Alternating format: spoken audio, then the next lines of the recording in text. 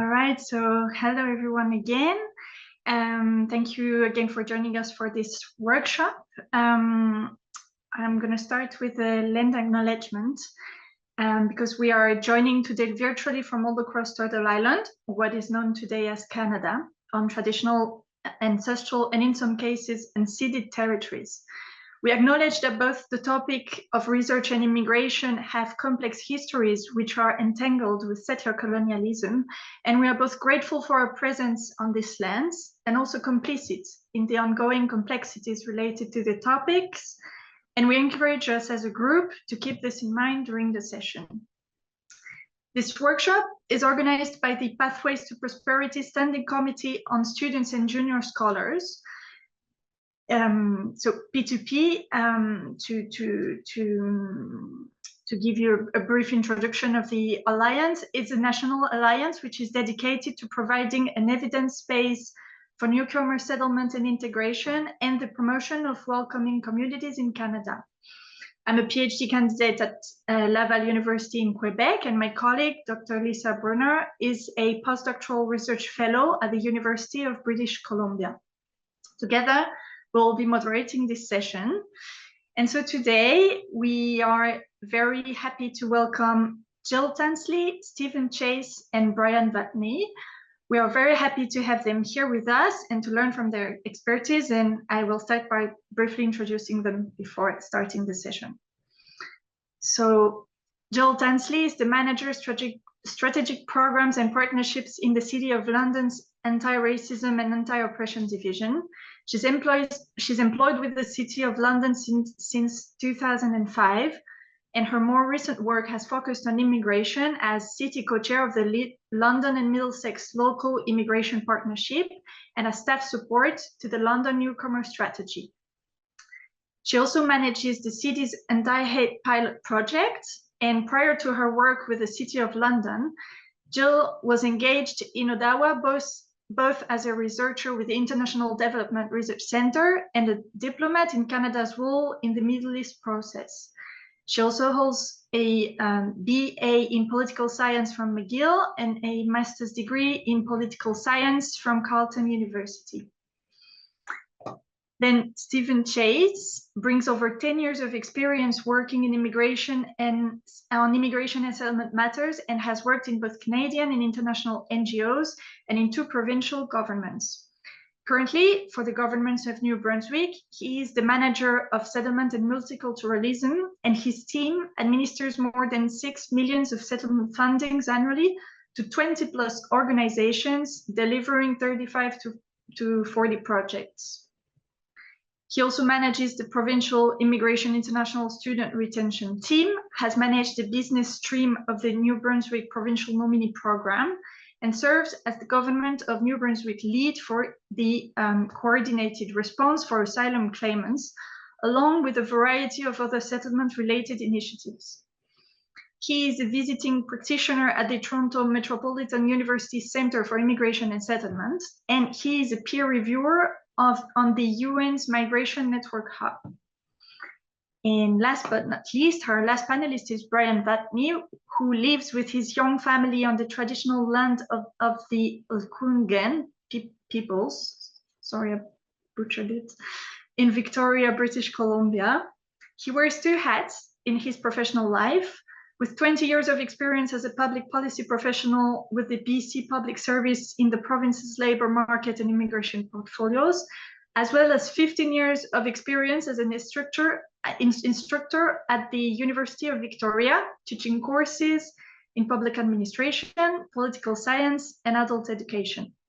Additionally, Brian is an active community volunteer who has served on the board of directors for a number of local charities, supporting them in budget development and management of executive staff, and policy development. And then I'll let Lisa start this session. Thank you again. Yeah, so I think, as you can hear from the bios, we are very fortunate to have 3 experts in this field that have a diverse set of professional and academic and teaching experiences. So we're feeling very fortunate. We're really excited for the session. For those of you in the audience, Our plan is that we will have ample time for question and answers. So we've asked each speaker to give some initial thoughts about the topic for approximately 10 to 15 minutes each. And after that period, we will then have a question and answer session after they have each spoken for 10 to 15 minutes. So during the question and answer, you can either put questions in the chat and I'll ask them on your behalf, or you're welcome to raise your hand using the raise hand function, and I'll call on people in order, and you're welcome to turn on your camera and ask questions directly to the speakers. So if you have any questions, feel free to message me directly in the chat, but without further ado, perhaps we will, let me just look at my list. Okay, first we will begin with Brian, who will be sharing his expertise, particularly at the provincial level. Over to you, Brian. Great. Thank you very much, Lisa. And thank you, everybody, for attending the session today. I'm really looking forward to the discussion. And I'm going to start off with some comments. Hopefully, it'll be a good launching point for our discussion today. I'm just going to take a quick moment to manage the technology to share my screen. I have a couple of PowerPoint slides I would like to speak to. And Lisa, if you wouldn't mind just noting when the screen is displaying. Looks great. Perfect. That's great. Okay, well, thank you again, everybody. I'm just going to give you a little bit of a sense of my background above and beyond the introduction that's already been provided. Again, my name is Brian Vatney. I'm the Director of Immigration Policy in the BC government, which is now housed within the Ministry of Municipal Affairs. And I'm joining you today from the unceded territories of the Lekwungen-speaking peoples in the area that's now known as British Columbia and Oak Bay. So I'm going to start off by just sharing some really general thoughts and information about how it is that I do my work and how I incorporate research, not only research into public policy making, but also the wider set of influences. I think this context will be helpful as we launch into talking specifically about how I use research in my work. So, for those of you who have done research and have done education on public policy making, the influences on public policy making, you've probably seen different conceptual frameworks that have been described or articulated.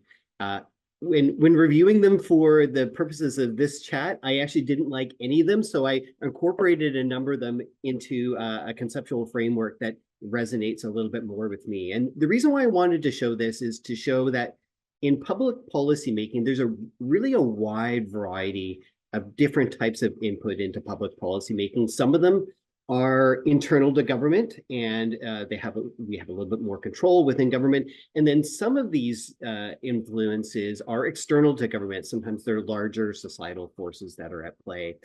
And just one of those sources is research and analysis and data, but really a wide variety of different types of inputs.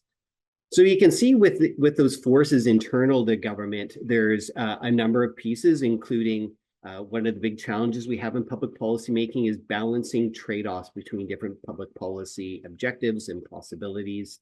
There's a wide variety of traditions or habits or values that are part of government and part of society, and that's why you see a bit of an overlap on that one.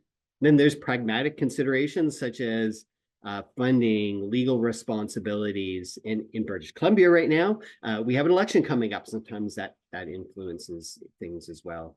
And then just looking external to government, there's factors such as public opinion, external parties that lobby government or approach government with ideas, larger societal type of trends. But a really important part is the research and analysis, and including research that we do with inside government and that happens outside of government, academia being a really important part of it. And the reason why I wanted to cover this is because I do want to situate how research is used within the broader context. And for those of you who've been involved in public policy making, you might be familiar with this, but for those of you who haven't and haven't studied it, I did want to introduce this concept into the discussion. Now, I'd like to give you a little bit of a sense of how research is done within the BC government. And I would like to emphasize, too, that I'm only a sample size of one, and so this is just my experience and reflections working in government. Perhaps there's people within government who've got different reflections, and certainly different governments will do things different ways. But I think it is important to give everybody a sense of the types of research and analysis that's done within government, especially as it relates to immigration, which of course is just one area government's responsible for. So within the BC government, there are some dedicated units within government that provide research on analysis on a whole wide variety of different topics. There's one unit within the BC government called, we call it in short BC Stats, but it's called the BC Statistics Agency is the long title for it. There's also a labor market information office. And so these areas are responsible for a wide variety of different types of analysis on population trends, social and economic outcomes of people, and really a wide variety of different types of things. So our unit within the immigration policy area taps into that capacity and experience and resources that these agencies have. Additionally, there's a unit called the Data Innovation Unit within the BC government, and their role in government is being able to bring together different data sources and to be able to link data sources so we can get a better sense of how the population, including immigrants, are experiencing services, how they use services, and outcomes for people. And then additionally, there's within individual subject areas in government, such as the K-12 system or our health system. There's a lot of work and a lot of capacity within individual ministries to be able to analyze the data that they have, often administrative data, to be able to assess outcomes for people, including being able to break that out by different segments of the population, such as immigrants. And then in addition to that, within my team, we have a considerable amount of capacity to be able to access research that's out there in the world, including all the research that's done in academia. There's also a wide variety of what we can call public sector, private sector bodies that do research and analysis and work to influence either public opinion or public policy on a wide range of issues. So we do a lot of work in accessing that information and then working with those units that I have just described within the BC government. So there's actually a lot going on inside a government is what I'm trying to communicate here. And we do leverage that capacity while still recognizing that there's a lot more that could be done in a lot of ways in terms of improving our capacity for using research and analyzing the research that people do and applying that to public policy making. Now, just one final slide that I'm going to go over, and what I would do is characterize these as a range of thoughts and reflections that I had when I was preparing for our session today about really wanted to focus on some areas where government, and again, this is just in my experience, and academia could or potentially could be working together more to be able to, so we can ultimately improve public policy making in Canada. And the first thing that I wanted to note, and this might not be apparent to people working and doing research in academia, but public policy makers do access your work all the time. And you might not see it, it might not be apparent. We might not talk about it in a public setting, but in my experience anyway, and in the role that I play in the BC government, we do a considerable amount of work in accessing academic research. But with that being said, getting the word out and communicating the results of research is also really important too. So while we do make a really good effort to be able to access research and analysis that's being done, it would also be useful for academics to be able to communicate the research just to make sure that we're not missing anything in our scans. An associated point is, and for those of you that work in government, this point will resonate with you, but it is a little bit of a challenge on our end, that public servant advice to government and to cabinet in a provincial government must remain confidential. And so this does have implications for how public servants connect with people outside of government, including academia. So debating and discussing ideas is always something that we're open to do, but one thing that we can't do is be sharing advice that we're giving to cabinet. And so this is one challenge that I've seen coming up when we've been connecting with researchers outside of government. But I do really think that there's room for closer, more structured relationships and perhaps co-developing research priorities and having joint efforts. I do see efforts all the time on this, but I think that there's grounds for closer relationships here. And I don't know what this looks like, so I don't have all the answers. However, just wanted to put that out there. But I do want to counteract that point with how the independence of academia is also really important too. So I would never want to see a situation where government and academia were too close, because I think it's great that that academics are able to explore topics outside of the kind of the practical day-to-day realities of working in government. So it's a way of, there needs to be a way of having a closer connection while still having academics being able to explore topics that are important to society, but might not be something a government identifies right away. Because government does have some real life constraints. Sometimes there's timing issues, public policy issues come up. We need analysis right away. But on the other hand, again, one of the strengths of academia is that there's more freedom to be able to explore ideas that are important, but maybe not a hot button issue on a particular day that government is dealing with. So I'm going to wrap up my comments by just, again, thanking everybody for joining today, and also recognize, again, I don't have all the answers here, but I would like to put that out there, and hopefully there'll be grounds for discussion about how it is academics and government can be working together to be able to leverage each other's strengths and also to be able to ultimately improve the quality of public policy making. So I'm going to wrap up my comments right here. I'm going to stop sharing my screen, and I'll pass the mic back over to Capucine. Maybe while Capucine gets her mic ready, I'll just say thank you so much, Brian. I have lots of questions. I'm super excited to talk about this more. I think we'll stick with the plan and hand it over to Jill next, and then we will have time to delve deeper into those points that you made, Brian, during the Q&A. So thank you very much. And Jill, over to you, please. Okay, there we go. You should be able to see it now. Yes, we do. Great. Okay, thank you. So good afternoon, welcome, bonjour. Thank you so much for this invitation to participate.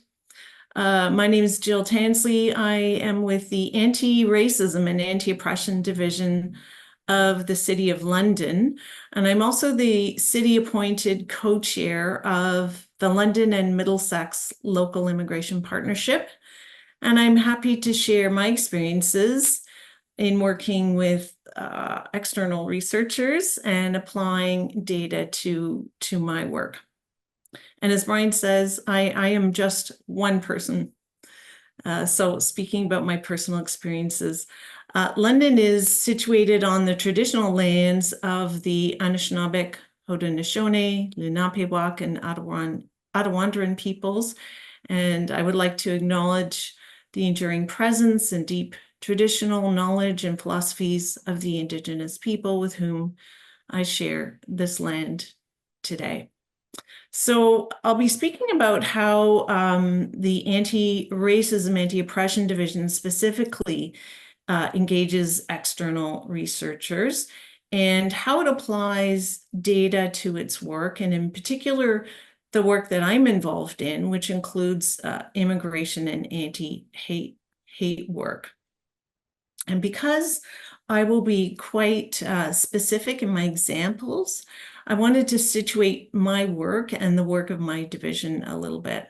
So the Anti-Racism, Anti-Oppression Division is a relatively new division created only in 2021. Actually, in fact, just days before the terrorist attack on the Afzal family that you may remember. It was created to bring sustained, action-focused, and positive and lasting systemic change in the City of London, so that race or membership in an equity denied group does not predict one's access to opportunities or ability to engage wholeheartedly in the London community.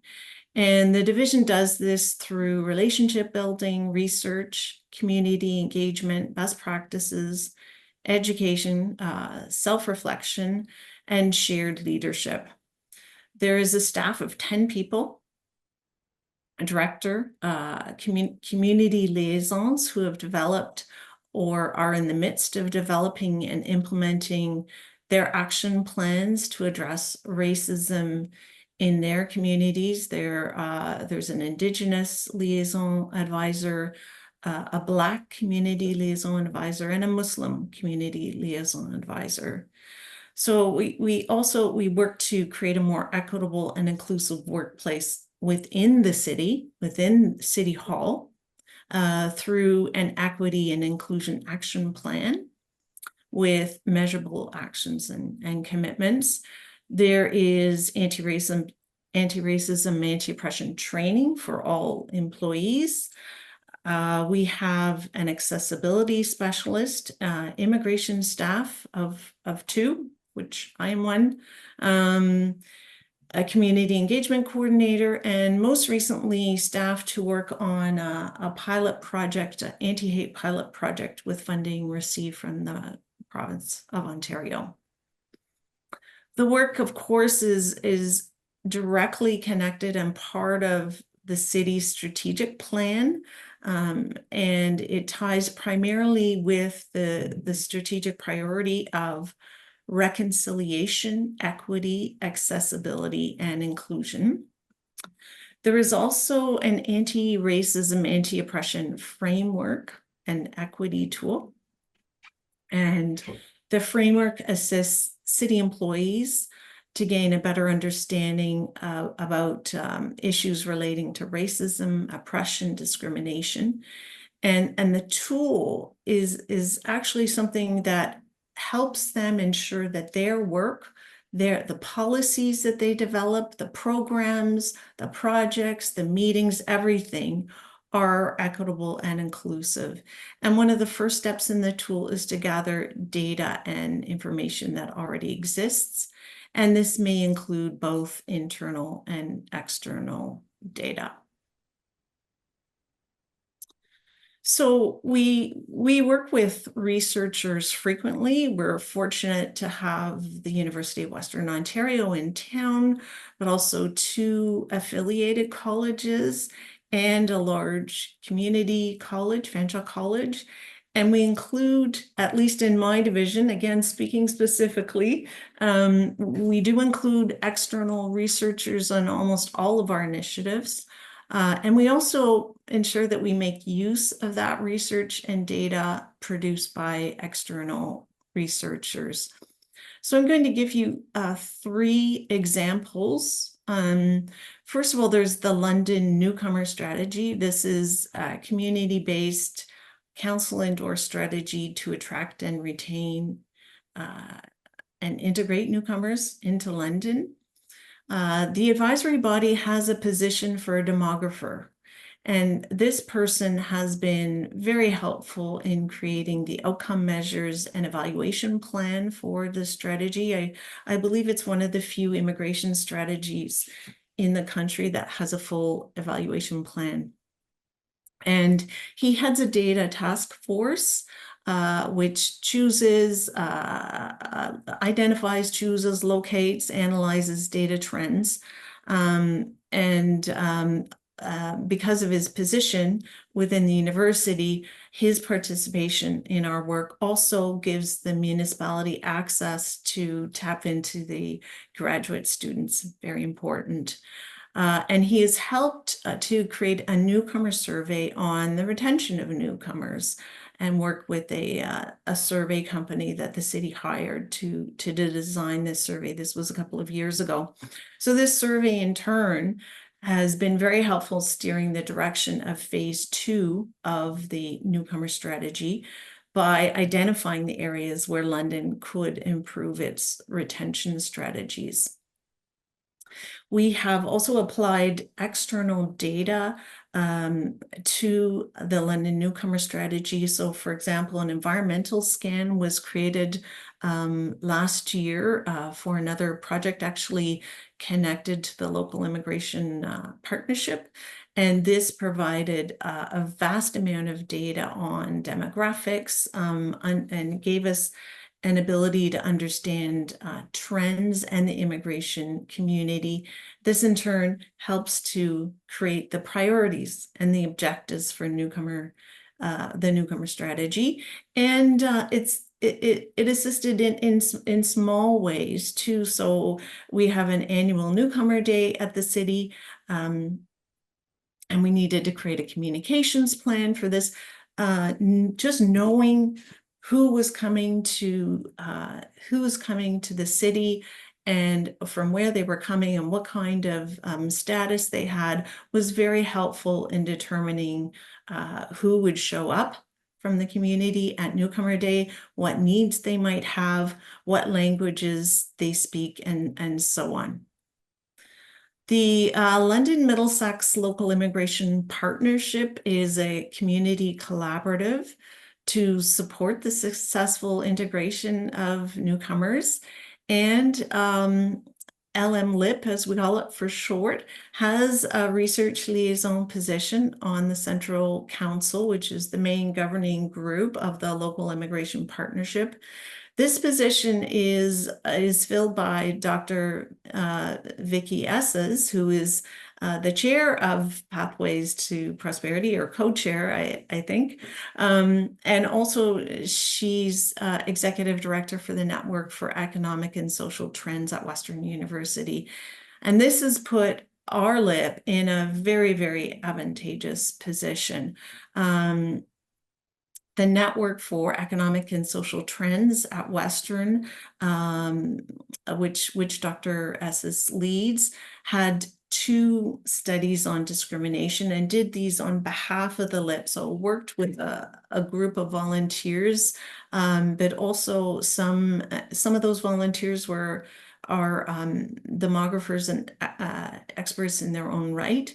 And so she led the study on discrimination, one which was quantitative, and a second one the following year, which was qualitative. And the quantitative survey was extended to 8 regions within Southwest Ontario. So this kind of data, this provides absolutely invaluable data for the City of London to identify problem areas in racism and discrimination, identifying settings where it occurs, what it looks like, who perpetrates it, and of course, who is affected the most. And the reports that these studies produced include policy recommendations. For example, one major recommendation is to promote an environment that encourages the reporting of discrimination. There are recommendations around the supports required for individuals experiencing discrimination. And at the municipal level, the strategies to prevent and counteract discrimination and racism on an individual, community, and organizational level.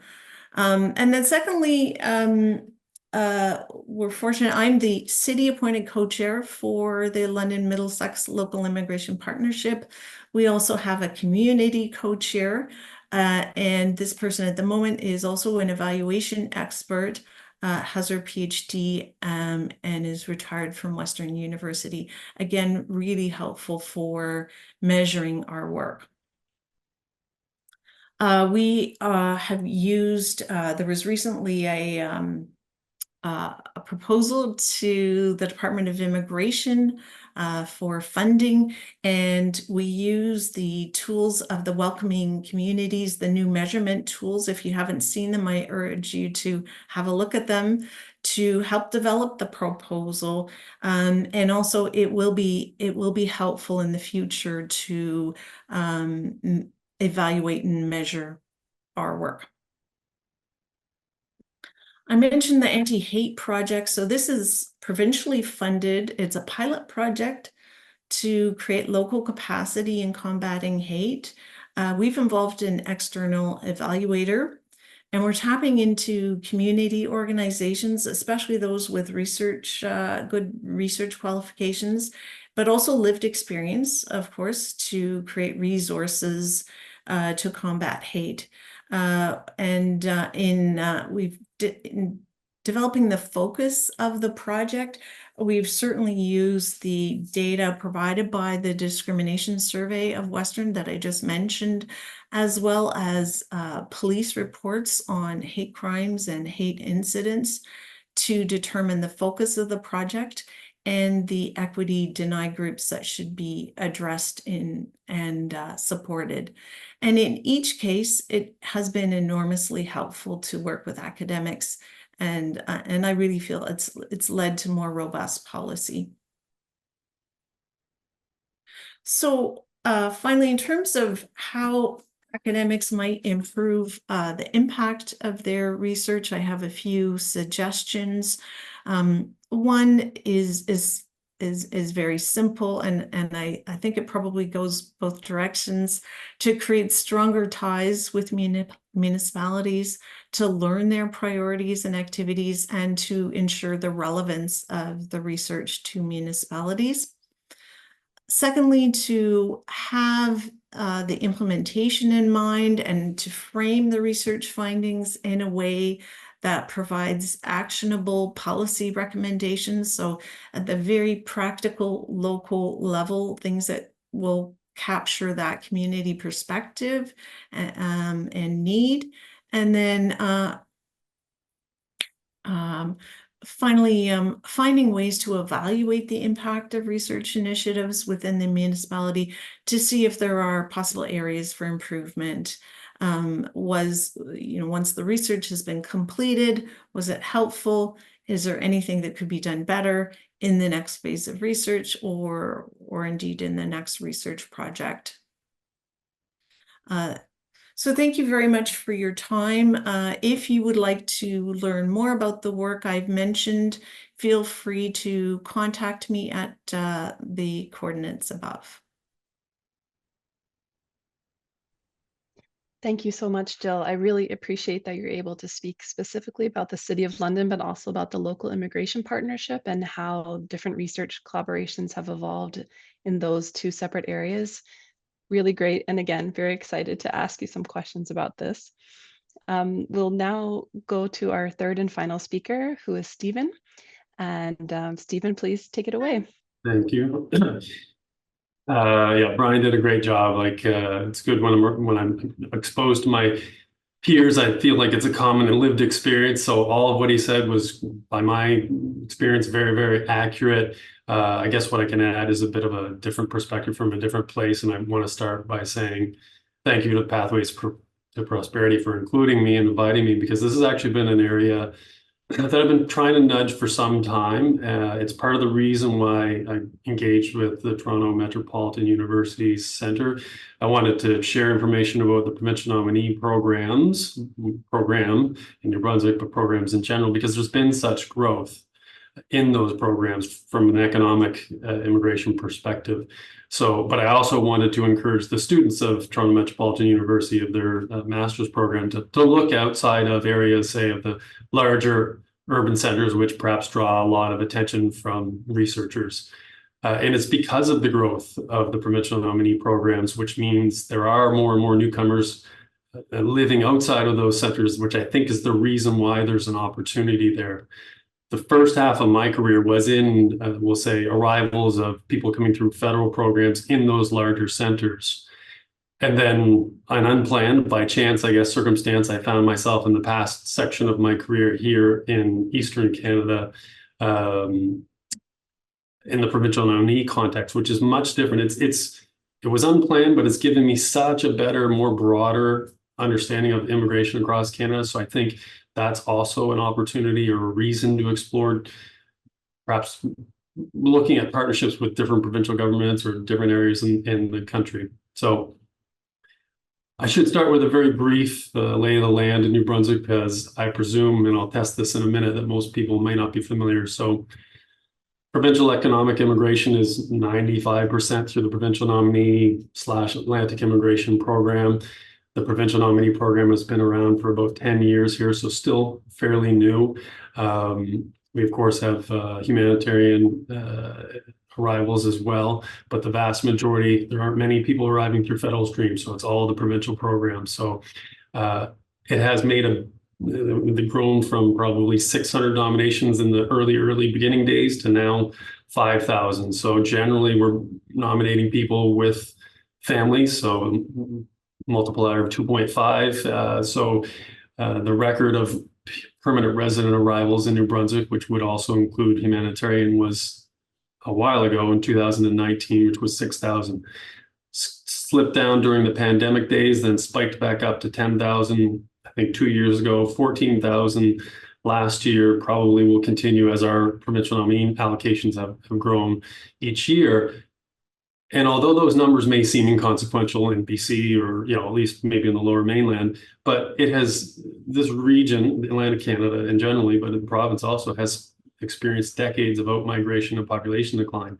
It's now changed. There's actually population growth and, in a general level, but also it has meant instead of schools closing, they're expanding. I mean, there's a bit of a management of growth rather than decline. So there are pressures that are coming with this, as there are elsewhere, housing and all those things. But it's a complete shift from what it had been for decades, where communities were dying and now they're starting to thrive again. And that's in large part been as a result of newcomers. So that's kind of the lay of the land here. So in addition to the growth of the provincial nominee programs is, I think, a reason to explore research partnerships across Canada and with provincial governments. Again, in the context of where I am here, where we are, it's one of the smallest jurisdictions in the country. So understandably, and the history of immigration is still relatively new, is the infrastructure is small, right? So including my team, which all 3 members are joining. So my team of 4 for the whole province. And, our core work is providing settlement funding.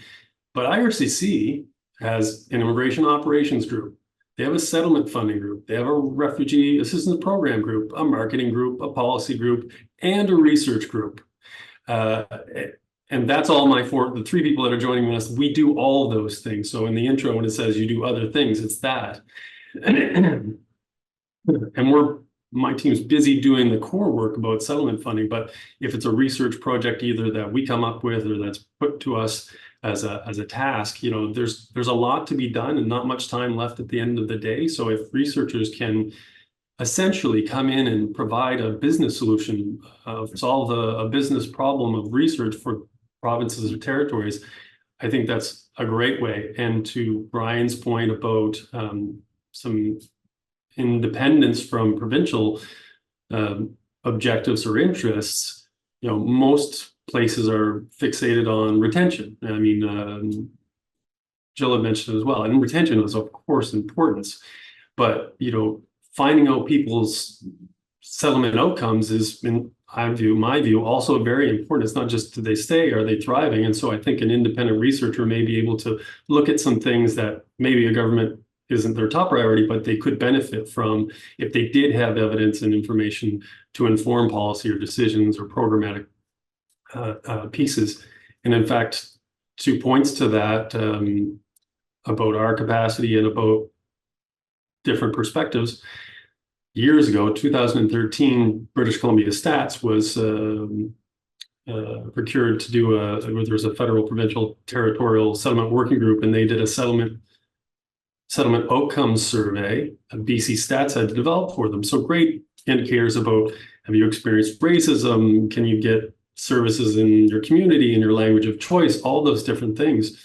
So my group, we basically replicated that, 2 years ago, did it again. So we're taking through necessity something that's been built, and why not? I guess why reinvent the wheel? But with people with research expertise to kind of, again, inform our people here having the outcomes that we hope them to have. So that's a piece.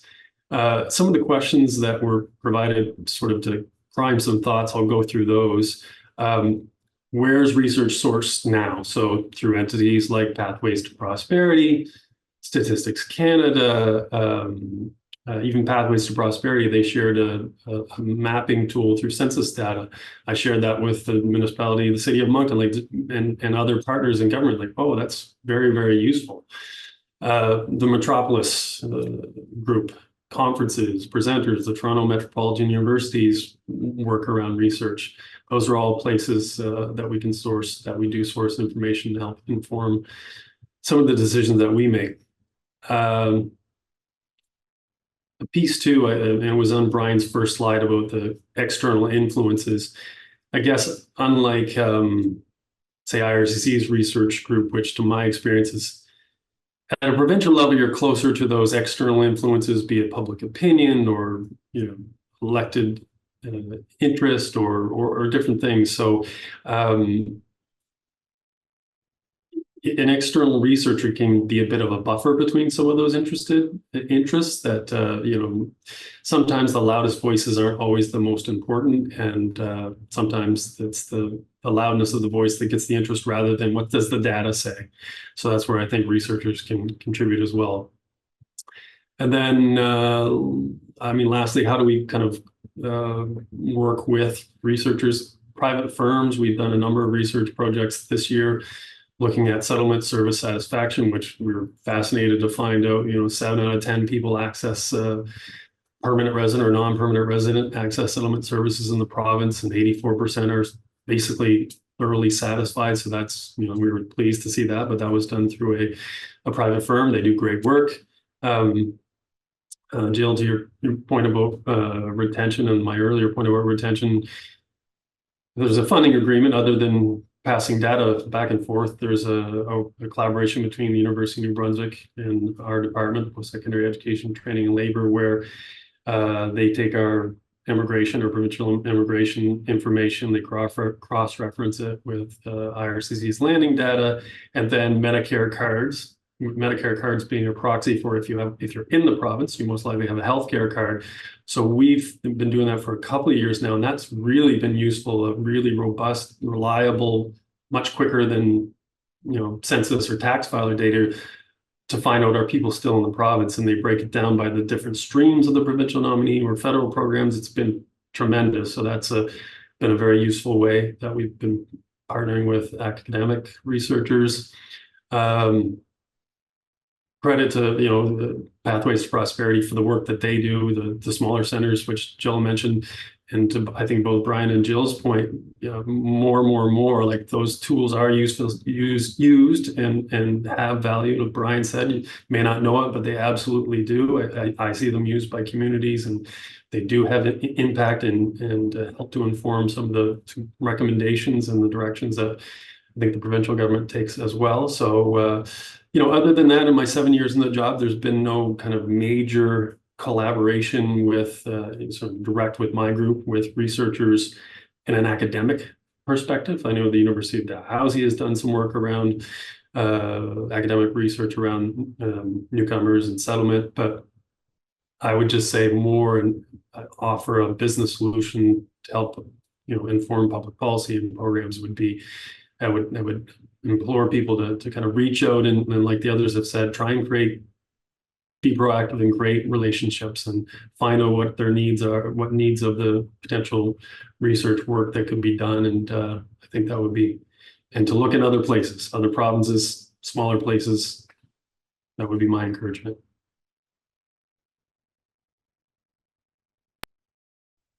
Amazing. Thank you so much, everyone.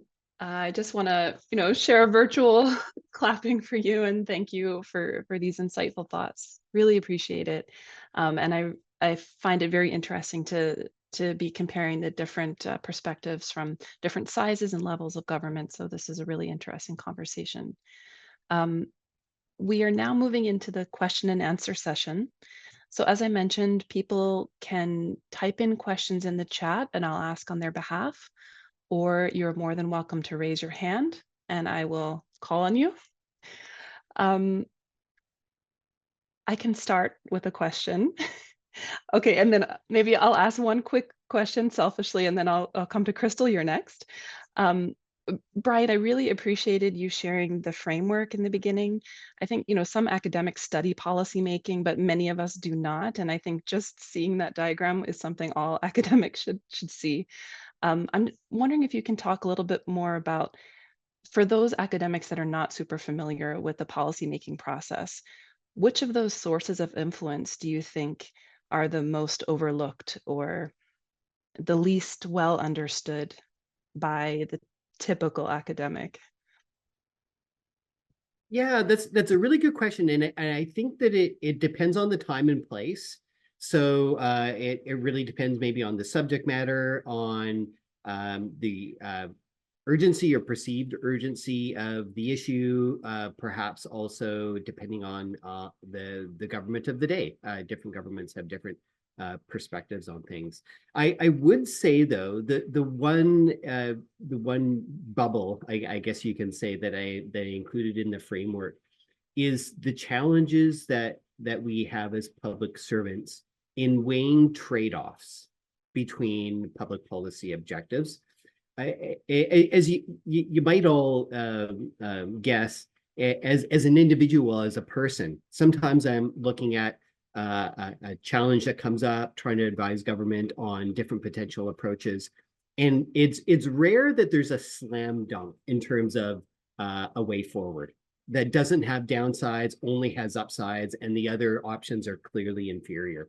Usually, we're considering different, less than perfect potential paths forward. And sometimes less than perfect means it doesn't have the scale of the desired impact. It doesn't happen quick enough.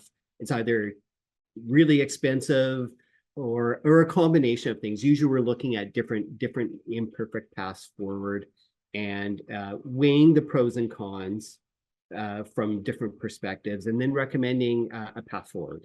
And so I think one thing that, and it's not just academics, even maybe just the general public, or when we're working with, for example, private sector organizations that are looking at the perspective of their own interests, is not considering the range of trade-offs that we're often considering in government. So maybe that's just one thought. I'm sure everyone's got different opinions. If you ask 10 different public servants this question, you're going to get 10 different answers.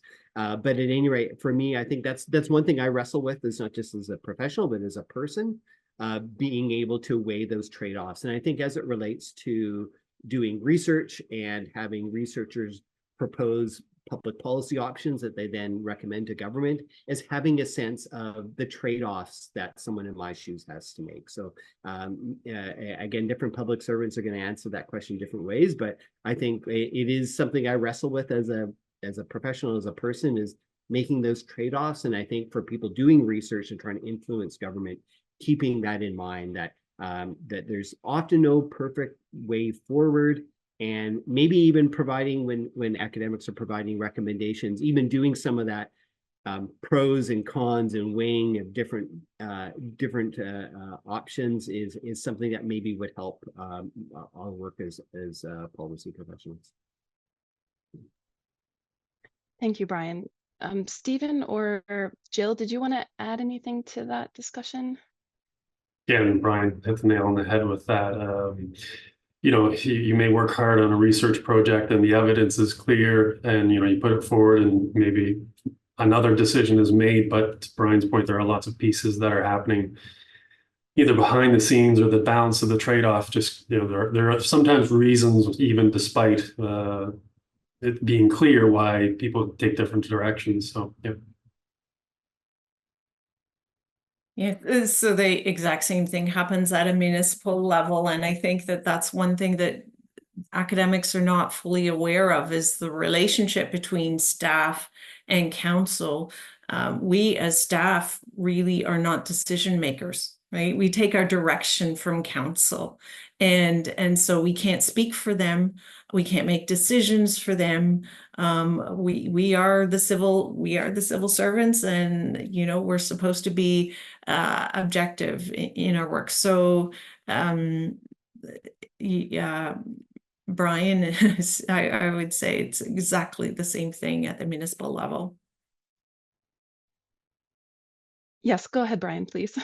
Yeah, sorry, and I know Crystal has her hands up. I'll just say one more thing, just because I think Jill touched on a really important point. I think the other aspect associated with my comments is that we can't always speak in a public setting about the advice we're giving to government. It was a point that I covered on my slides.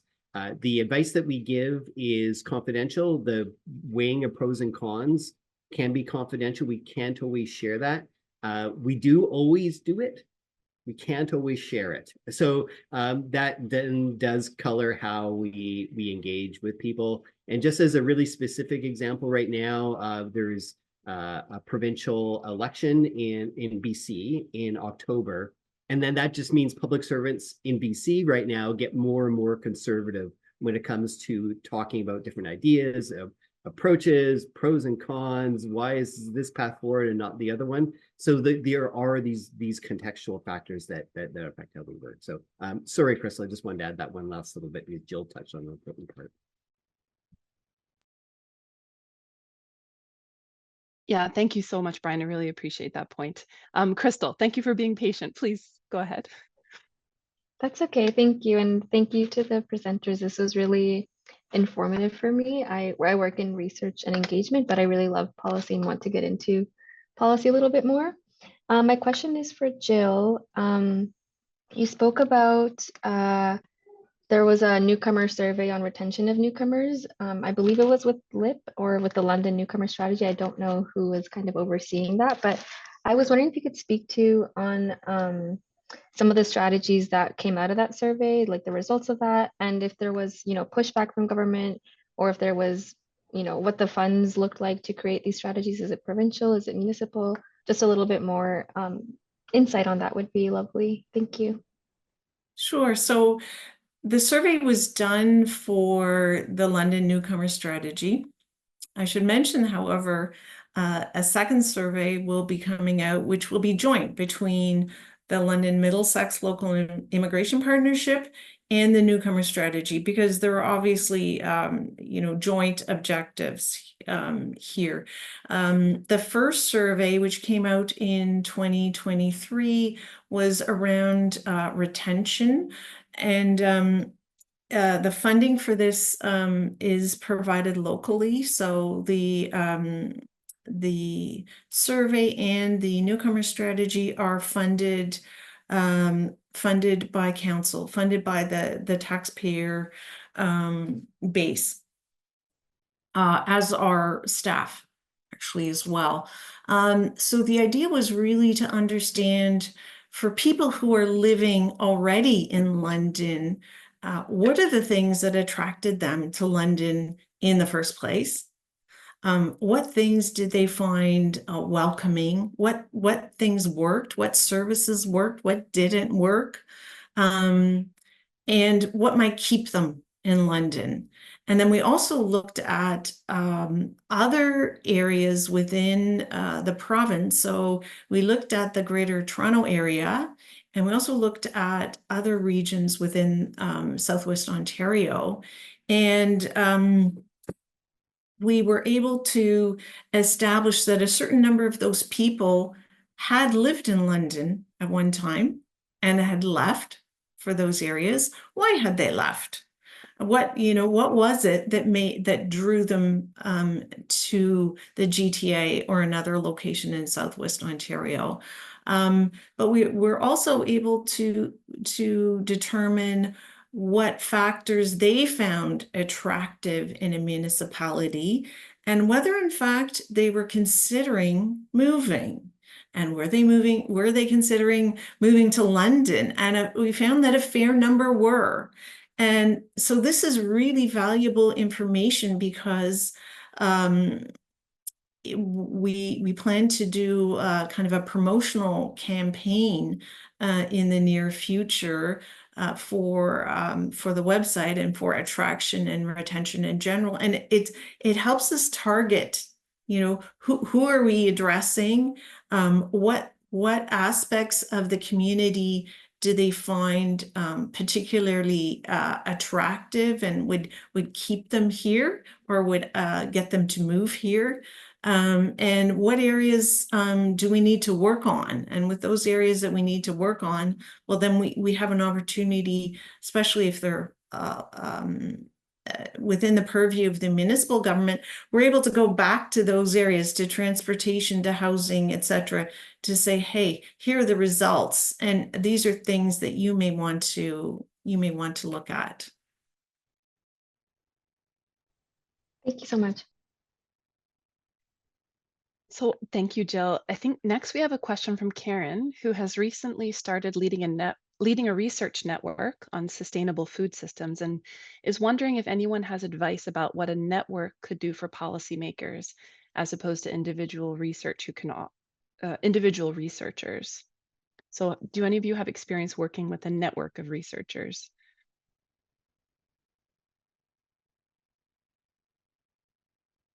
I guess I was going to mention the immigration research funding to Toronto Metropolitan University. I believe they have 5 universities that are partnered with that. So I guess that may be specific to the immigration world. I don't know if it's the first, but I don't know, you know, I mean, the Pathways Prosperity is a network which includes academia, but that group may be somewhat of a network. We'll see what that looks like. I mean, I guess, you know, in a perfect world, of course, you can't have dozens and dozens of affiliates and partners, but I don't think any of those universities are east of, say, at least Montreal. So, you know, and I don't know about north. And I'm sure, you know, the University of Alberta can partner with, I guess I would have liked to see more universities, more, you know, pan-Canadian representation of those universities involved with that. But that may be a group that we'll see what that offers as a network in terms of specific to immigration. Brian, please. Yeah, just maybe some real general words of advice. I can't say I have experience in working with, say, a network as a public policymaker, but just some initial thoughts. I think it would be useful to perhaps identify where there's alignment between, for example, the interests of policymakers, challenges policymakers are facing, and then also where the network or maybe members of the network also have interests or policy priorities of their own, research priorities of their own, and find out to what extent there's some overlap there. I think there's nothing wrong with having a network that includes policymakers, and maybe there's interests of the network that aren't at that time and maybe an interest to policymakers, but to stay in touch over time. And policy priorities come and go, and they shift a bit, and they can shift really quickly. And I think maybe even just keeping lines of communication open about what, say, members of a network or a network is doing, and how and to see to what extent that there's alignment with public policymakers, and if there isn't, even just having kind of an informational exchange, so public policymakers have a sense of the work that people are doing. And maybe just to give a really specific example of it, and again, kind of go back to some of my comments earlier about how sometimes the weighing of pros and cons and advice to government and to cabinet must remain confidential. There's been specific examples where external stakeholders have been doing research and coming up with policy ideas, reaching out to me to talk about it. And at the time, I wasn't able to be really explicit that it was something that we would consider or could consider for a whole host of reasons. But I did recognize at the time they were planting a seed. And it did years later actually have the influence on my work. So sometimes just keeping those lines of communication open can be really useful, and sharing the work you're doing, it can be really useful. And even if people can't share at the time that it's influencing thinking or giving some ideas, sometimes it will. So maybe in addition to kind of keeping those communications open, finding out where there's overlap, also recognizing that the fruits of your labor might not happen, you might not see it right away. maybe it's you measure it in years down the line, but if you're really dedicated to the work and can keep the lines of communication open, you can have an impact. It's hard to see that on a day-to-day basis, but I have seen examples of that by time. I appreciate that encouragement, Brian. Sometimes it's very hard to know. We have a great question from Rama, which is actually a question that I wanted to ask as well. I think all three of you discussed either trying to encourage researchers to get their research to you or to foster relationships between researchers and government. And so Rama's asking, for an early career researcher, what does that look like? Can you offer some practical advice about how to reach out to folks and form those relationships? Yes, Jill, please. So briefly, I just think it's, you know, we as civil servants are always have a great appetite to learn from researchers, to learn from academics. And so we participate in academic conferences to the extent possible. And obviously there are going to be opportunities to meet researchers there and for researchers to meet staff at either the municipal or provincial level or even the federal level. And so I would just encourage them to, you know, to reach out and start that conversation. I think you'd be surprised at the level of receptivity to you know, to that kind of request. It's very much needed. I'd also add, if I could, I would say creating relationships, establishing partnerships with the settlement service provider organizations. They're busy doing their day-to-day work. They already have a relationship with, let's say, us. I mean, certainly do the direct, but also you'll be helping them solve an issue that's of interest to them, you know, contributing to an area that they're of interest in, but not their core work, right? So they'll have established relationships. The umbrella organizations, be it the OCASI in Ontario or the MANSO or whatever, you know, they're the advocacy groups, you know, they're the service provider and then the advocacy groups as well. So I would say establish relationships with them because they had direct line funding relationships with governments would be what I would say. Brian, please. Yeah, I just some general thoughts on this one. I've seen a couple of examples that I think have a lot of potential from a couple of the post-secondary institutions in BC. And of course, maybe it's a little bit more natural for someone that works in the BC government to have those close connections with institutions in BC. So there's probably other similar efforts. But I would suggest that like there's I've seen some really good practices from say housed within a particular department in a university where it's not so much just making a connection about associated with, say, one specific research project and connecting with policymakers on that, but rather kind of I would maybe characterize as the establishment of maybe a formalized function or a connection within a department that might include a number of different people and researchers to be able to establish something of a function or an unofficial, say, body within a department within a post-secondary institution with some explicit goals about engaging with government. And so I think being able to reach out to government to make those connections in a strategic way about discussing perhaps joint goals that we could work together on and kind of framing it in that way rather than just approaching on a very specific project, which in and of itself might be useful. But I think framing it in that way suggests also an ongoing relationship and dialogue that could happen. So if I were to pass along any advice, I think it would be that is just think about beyond just interfacing on one specific project, but have something of an ongoing relationship or a dialogue. And then maybe within that, there being specific projects as well. Excellent. Thank you so much. We have a question from Viral, who you can see him on his screen, but he's sharing an office. So I'm going to ask his question from the chat. First of all, he works for the government of Northwest Territories, and he said this has been a gold mine of information. So he loves the presentation.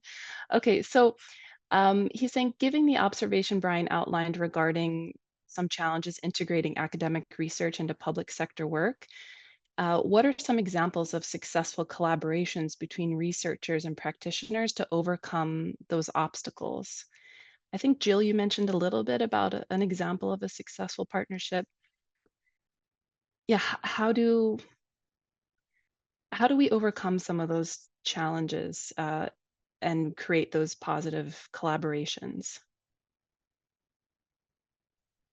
So to be honest, we haven't really at the municipal level in London haven't had too many challenges in that partnership. The most successful one, I think, is with the LMLIP, the London Middlesex Local Immigration Partnership, and the fact that we have a research liaison position built into the governing body of the local immigration partnership is really helpful. That some of our volunteers also have that expertise. That really brings the research to life and helps us apply it to what the municipality needs. So I can't really speak to the challenges, and that the partnerships work tremendously well, but maybe Brian and Stephen can think of some challenges. Go ahead, Brian. Yeah, I'll share just a really specific example, and I won't name names just for obvious reasons, but I'll maybe kind of speak in general to a project that I saw being launched where some of these challenges were navigated well. So with this one individual I was working with, they were putting in funding application for a project, so getting accessing a funding pot. Again, I'm going to speak in real general terms here, that academics often will seek funding from. And what really impressed me about working with this individual is looking for government support for the project, among other supporters, other governments, other levels of government, other organizations. But when talking with me about BC government support, I found that he was really realistic about the role government could and can't play in research, and in, say, owning the recommendations, and really we were in a position where we could take recommendations and we're providing general support for a project, but also there would or could be potentially challenges with then say, yeah, absolutely, we're going to be implementing this maybe not something that we could have promised. I found that this individual was very thoughtful in recognizing that place that government was in, that just because we were supporting a project didn't necessarily mean we would fully support every single recommendation associated with it, but we would be taking under advisement. So I found that that acumen that this individual demonstrated was really reassuring for me, and it really helped break down what could have been a potential barrier, but made government feel comfortable about providing support for being one of many supporters for this project, and providing some in-kind support and advice. So I think it was the demonstration of that acumen and recognizing the kind of unique role that public servants play in providing advice to government was really important for me. So I think kind of seeking out those people who have got experience in that realm was really an important part for me, and I think to a certain extent that was a result of not only just the experience but also the inclination of that particular person that I was working with.